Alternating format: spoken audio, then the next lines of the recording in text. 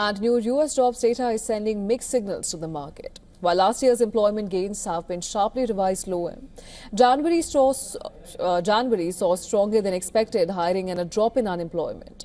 Well, the numbers are now forcing investors to rethink how soon the Federal Reserve might cut interest rates.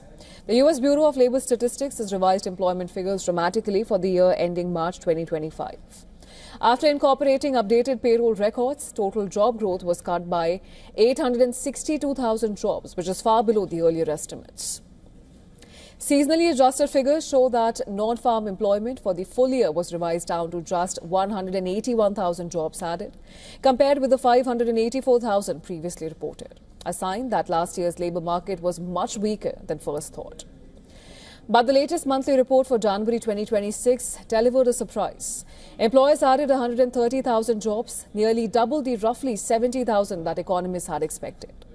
Meanwhile, the unemployment rate fell to 4.3% from 4.4% in December.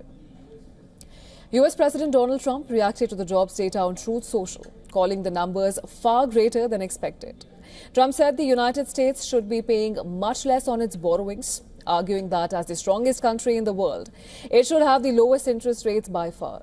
He claimed that lower rates could lead to interest cost saving of at least $1 trillion per year, calling it a path through a balanced budget and declaring what he described as the golden age of America.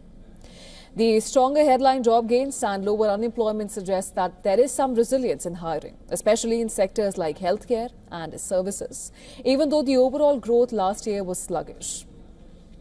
Financial markets reacted quickly. Traders scaled back expectations for Fed interest rate cuts this year. After the jobs report, the likelihood of a rate cut by April dropped sharply, pricing in only about a 20% chance of easing by then, down from around 40% before the data.